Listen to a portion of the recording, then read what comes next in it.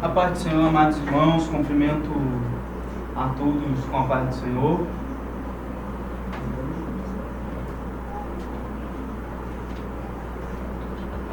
Amém?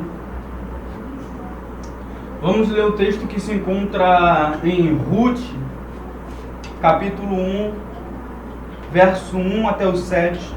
Amém?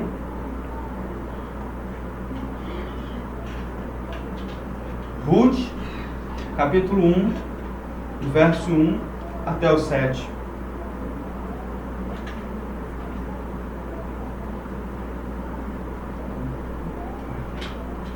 Nos dias em que os juízes governavam, houve uma fome na terra, pelo que um homem de Belém de Judá saiu a peregrinar no país de Moabe, ele, sua mulher e seus 2 filhos. Chamavam-se esse homem Elimeleque e sua mulher Noemi. E seus 2 filhos se chamavam Mahlon e Quilion. Eram efrateus, de Belém de Judá. Tendo entrado no país de Moabe, ficaram ali. E morreu Elimeleque, marido de Noemi.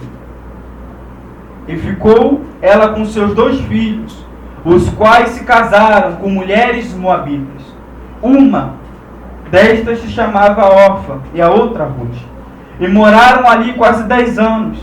E morreram também os 2, Mahlon e Quilion. Ficando assim a mulher desamparada de seus 2 filhos e de seu marido. Então se levantou ela com suas noras para voltar do país de Moabe, porquanto na sua terra tinha ouvido que o Senhor havia visitado o seu povo, dando-lhe pão, pelo que saiu de um lugar onde estava, e com ela as 2 noras, indo elas caminhando para voltarem para a terra de Judá. Amém? Aqui, nesse texto, vai ser uma história que ocorrerá no período dos juízes, onde não havia rei em Israel.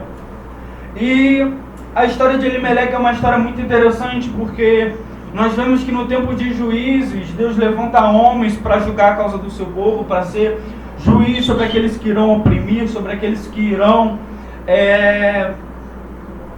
que vêm sobre o seu povo, às vezes para oprimir, como vieram os filisteus, os amonitas, entre outros povos. E o povo de Israel estava passando por esse momento, até que o Senhor levantasse uma família para governar Israel. No caso que foi depois de Saul, e depois de Saul, a família de Davi.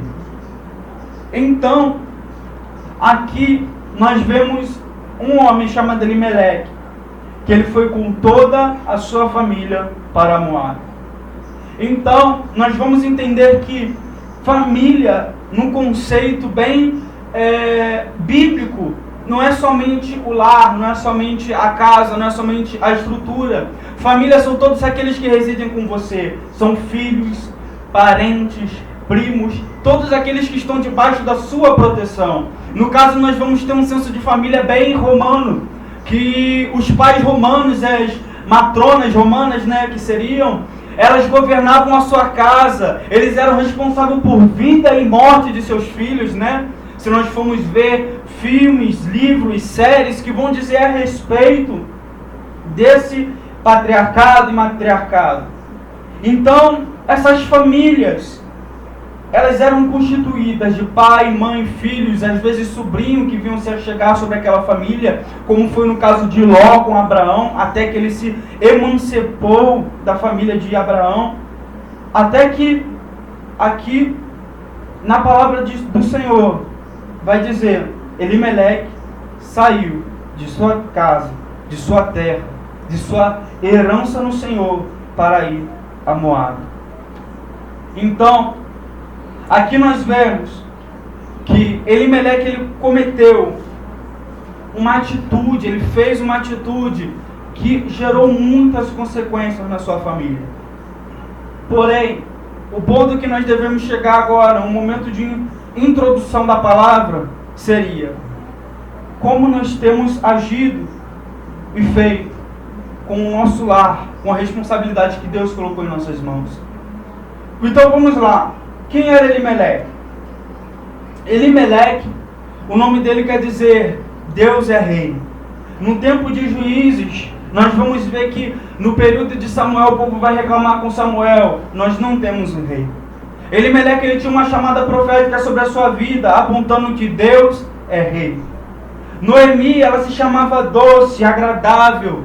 Então nós vemos um estabelecimento de um lar profético sobre aquela família. Nós vemos o estabelecimento da bênção de Deus sobre esse casamento. Nós vemos que não foi um à toa, não foi um acaso. Nós vemos que a doçura acompanhava o Deus é rei. Nós podemos ver simplesmente uma carreata, um desfilar da passeata da monarquia de Deus sobre aquela família. Nós vemos Deus passando, mencionando: Deus é rei e doce. Deus é rei e doce. Mas como é que de rei é Deus e doce? Pode vir doença e morte, que quer dizer Malon e Quilion.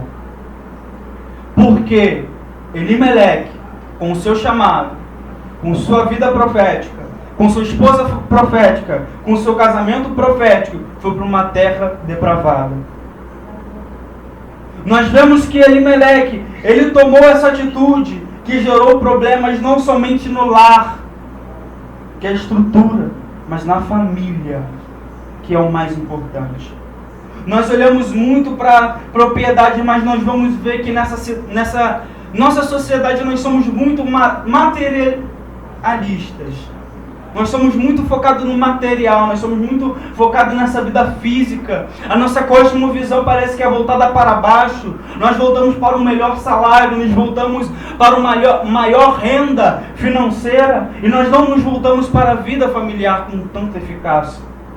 Aqui, Elimeleque, ele tomou a atitude que muitos homens e mulheres têm tomado hoje em dia.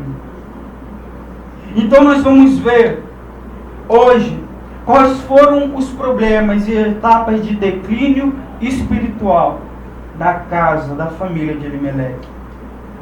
Vamos ver os problemas que minam a estrutura do lar. Porque hoje, como nos tempos bíblicos, o lar está sendo pressionado e atacado por todos os lados. Pense nas opressões que você tem passado para destruir a sua família. As opressões que têm ocorrido para se levantar contra você e a sua casa. As opressões que têm ocorrido para se levantar contra você e seus filhos. A opressão que tem ocorrido para colocar filhos contra pais, mães contra filhas, esposo contra esposa, sogro, genro, nora. Tudo isso é um pé de guerra. Porque a família é um projeto do Senhor. Quando Deus constituiu Adão e Eva, Deus falou, e se fez homem e mulher. Deixarão ambos as suas casas, deixará o homem a sua casa, e se unirá com a sua mulher. E hoje parece que nós nos esquecemos que isso é um projeto de Deus. Nós queremos levar nossa família de qualquer forma. Nós queremos dizer, eu governo sobre minha casa, eu governo sobre minha família. Só que nós esquecemos que o nosso lar ele é profético, ele foi orquestrado por Deus desde a fundação do mundo. Então, se é um projeto de Deus, tem que entender que o adversário, o inimigo, se levanta contra esse grande projeto que é a sua casa. Então, primeiro nós vamos ter problemas culturais. Nós vamos ver que nos dias em que os juízes governavam. Então vamos encontrar uma visão melhor desse tempo de juízes que diz: naqueles dias não havia em Israel rei, cada um fazia o que parecia bem aos seus olhos. A cultura dessa época era meio que anárquica. Nós vemos um bocado de jovens da tribo de Benjamim que vão fazer um absurdo no meio de Israel. Eles vão violar a concubina de um levita, ele vai separar sua mulher, esquartejar e enviá-la como mensagem. Ele está dizendo, olha que absurdo. Você acha um absurdo isso que eu fiz? Olha a mensagem, olha o que eles fizeram com minha esposa. Vai dizer de um homem levita que a tribo de Dan pegou, ele fez ele como seu sacerdote, de tanta carência espiritual que o povo tinha. Nós vamos ver um homem com um grande chamado, uma potência na mão do Senhor, Sansão, que irá se depravar com um filisteu, irá se deitar com uma mulher chamada Dalila, e está tudo bem, porque cada um faz o que bem quer. Na sociedade de hoje é a mesma coisa. Uma crítica que eu vi à sociedade da igreja, aos tempos contemporâneos dentro da igreja que vai dizer: a escola milita contra a mente do teu filho.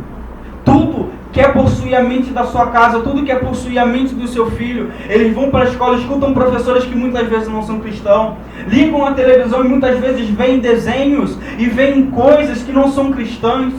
Eles veem filmes que vão trazer propagandas que não são cristãs. Vão ver séries que vão trazer propagandas que não são cristãs. É uma milícia na mente dos seus filhos e na sua mente. O inimigo nesses tempos, ele tem bombardeado a mente dos servos de Deus. E quando ele bombardeia a mente, ele bombardeia a cosmovisão e a cultura que vai sair disso.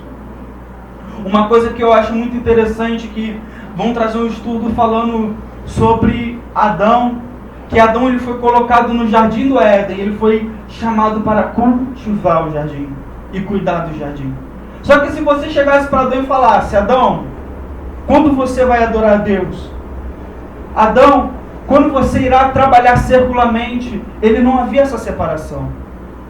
Ele não via essa separação entre o meu trabalho e o meu tempo com Deus. E hoje a gente quer tudo colocar: aqui é o meu tempo para Deus, e aqui é o meu tempo para mim, é o meu tempo para viver com a minha família. Não, se você é crente em todo tempo, em todo lugar, em todas as esferas da sua vida. Isso é algo não somente que eu quero que os cristãos almejem, mas eu quero que todos aqueles que se encontram na família de Cristo, eles venham querer ter como alvo de vida o que? Ter a cultura dos céus na sua casa. Então o mundo está sendo impregnado, está sendo bombardeando as nossas famílias, está vindo contra o conhecimento de Deus. Então aqui também vem o outro problema que irá bombardear a sua família, que serão problemas de forças naturais. Aquilo que é natural. Esse coronavírus, nós vemos que podemos dizer como um juízo de Deus, uma justiça de Deus, dizendo para o homem que ele não é soberano. Mas também podemos ver como uma causa natural. Porque houve uma fome na terra. Em Belém, na casa do pão, está faltando pão. Na casa do pão, está faltando pão. Nas igrejas, está faltando evangelho. Na sua casa está faltando doutrina. Na sua oração está faltando adoração. Ele está falando: aonde tem, aonde nós buscamos, está faltando. Então onde mais iremos buscar? Então ele está falando: se Belém, você tem esse nome, por ser a capital, por ser um lugar onde a economia poderia ser estabelecida no pão, no alimento. A economia estava com base na alimentação, às vezes para exportar por todo Israel, por todas as tribos. Mas ele vai dizer que em Belém faltava pão. Betlehem, casa do pão, faltou pão. Muitas das pressões que afetam a história da nossa família não são muitas vezes nem morais ou imorais. Algumas coisas simplesmente acontecem.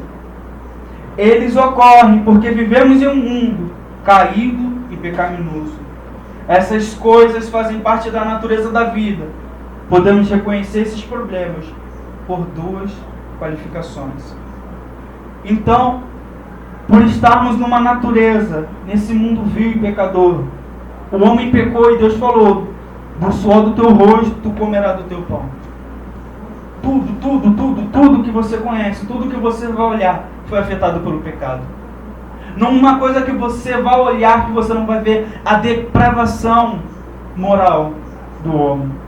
Tudo que você for olhar, você vai ver um toque de pecado, um toque de malícia, um toque de maldade. Porque tudo que o homem faz é para prazer próprio, vanglória própria. Tanto que Salomão ele vai abrir Eclesiastes falando: vaidade, tudo é vaidade. Nós fomos chamados para retificar esse mundo. Nós fomos chamados para fazer que o Senhor venha se estabelecer novamente nesse mundo. E quando o Senhor coloque em suas mãos, Ele venha fazer com que tudo dê certo. Ou muitas vezes venha ser aprumado ao padrão perfeito. As pessoas acreditam que quando entregam na mão de Deus a tendência a tudo dar certo, só que a gente esquece que Deus, Ele trabalha a médio e longo prazo. Deus, Ele não trabalha a pequeno prazo, tipo, eu vou fazer isto para gerar um pequeno resultado de tempo, um pequeno resultado de qualidade, um pequeno resultado. Deus não trabalha com pouco, Deus trabalha com muito. Deus, Ele trabalha com efeitos que irão perpetuar-se até a vida eterna. Quando Deus chama Abraão, Deus não chega para Abraão e fala: Abraão, sai da tua terra, da tua parentela, que eu vou te dar um filho. Não, Ele fala: Abraão, sai da tua terra, da tua parentela, porque eu te farei bendita. Todas as nações da terra, benditos serão os que te abençoarem, malditos serão os que te amaldiçoarem. Eu estarei contigo e farei de ti uma grande nação. Olha para as estrelas, olha o pó da terra, esses serão os números dos seus descendentes. Deus trabalha a longo prazo para ver prosperidade na sua obra. Então muitas vezes nós entregamos a Deus as coisas com uma malícia de querer tomar de volta. Só que Deus está falando: não. Pode acreditar que enquanto você fizer os seus planos do seu jeito, as coisas tendem a dar errado. Porque Ele olhou os fatores, Ele olhou o natural, Ele olhou aquilo que ataca sem precedência, aquilo que muitas vezes não é culpa sua. A empresa faliu, fui demitido, e agora? Houve fome na terra, e agora? Os mercados estão cheios de pessoas, os mercados estão vazios de alimento. São causas e efeitos que você não tem culpa. Mas Deus está falando: permanece. Ninguém está imune a esses problemas, incluídos os crentes. Porque muitas vezes no governo são pessoas que não são crentes. Muitas vezes na política são pessoas que não são crentes. Na economia são pessoas que não são crentes. E Deus está esperando pessoas da casa tomarem a postura de quererem o pão dos filhos. Mas estamos parados. Enquanto estamos parados, não retificamos áreas da sociedade a qual os crentes têm que tomar posse. E ficam repletas de pecado, malícia e vaidade. E esses problemas, além de atacarem sem precedência, problemas que não atacam fazendo exceção de pessoas, esses problemas estão além do nosso controle. Vamos ver. Um dia um homem chamado Elimeleque, que significa Deus é rei, ele casa com uma mulher chamada Noemi, como eu já disse. Então é um casamento profético. Então, dessa família, nós vemos que nasce um filho doente e um que parece que está morto ou fraco. Isso é culpa de Elimeleque ou Noemi? Embora eles tivessem saído de tua terra, da sua parentela, às vezes nós achamos que a melhor opção é sair. Só que não é a melhor opção. Tem coisas que irão vir e é melhor passar com elas dentro da casa de Deus do que fora. Ah, mas quando eu estava no mundo as situações eram melhores. Amém, irmão. Aqui é lugar para quem vai para a terra prometida. Então volta para o alho. Volta para o alho. Volta para o Egito. Porque isso aqui é para quem tem promessa. É médio e longo prazo as promessas de Deus. As pessoas querem, eu quero agora. Eu quero nesse exato momento. Deus não precisa de você para fazer grandes coisas. Ele quer fazer grandes coisas através da sua vida. Eu tenho certeza disso. Na sua família, na sua casa, na sua parentela. Só que haverá problemas aqui ou ali fora. Coisas além do nosso controle estão acontecendo. Aí nós nos perguntamos: por que 2 filhos doentios e fracos? Por que fome vieram?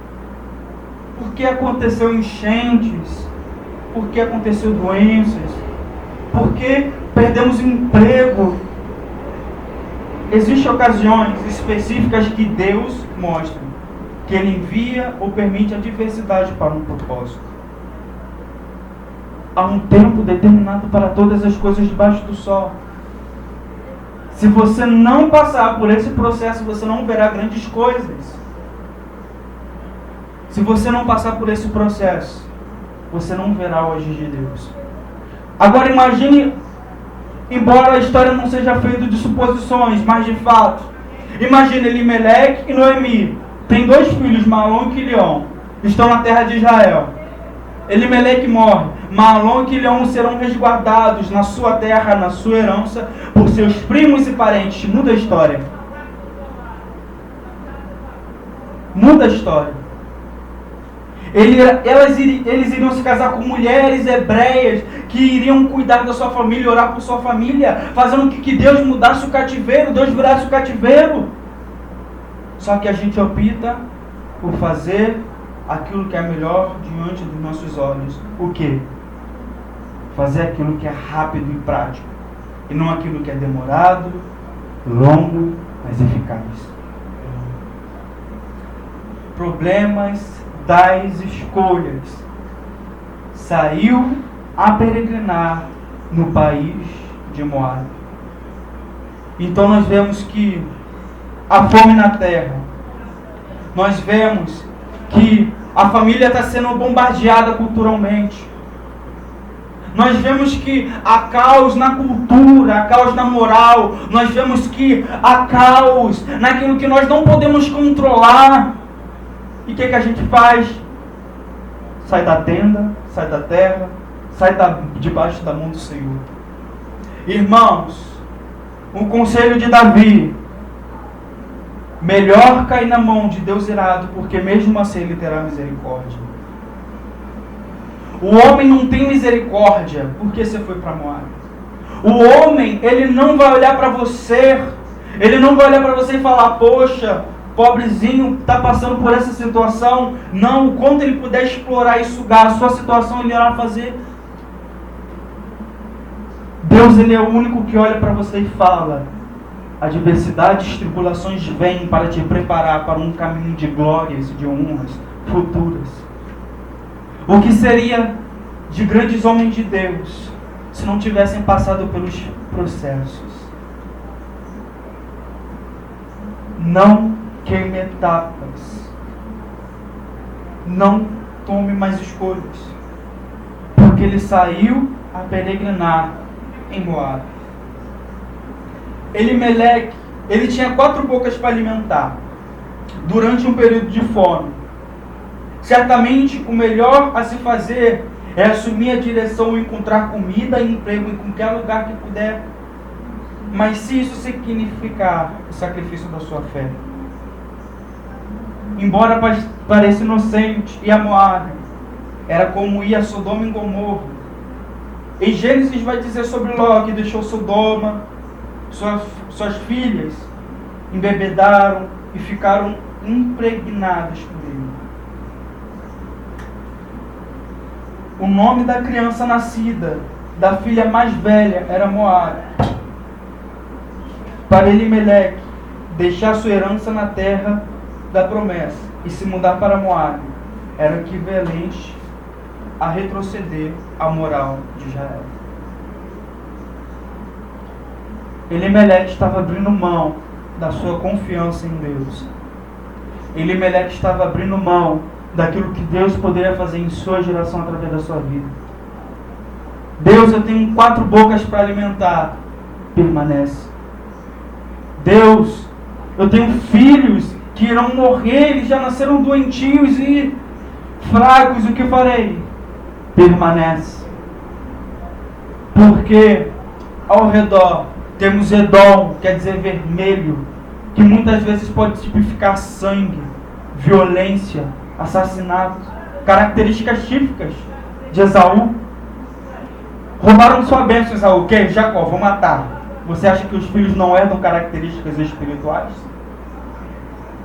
Você não acha que Moabe, ele herdou características espirituais daquilo que aconteceu com Ló? Você não acha que a profanação e o declínio espiritual, moral no casamento não ocorreria, isso que ocorreu. Foi um risco muito grande que ele teve que assumir. Ele tomou para seus filhos mulheres moabitas, Orfa e Ruth. Imagine que consequências espirituais trariam se ambas tivessem filhos.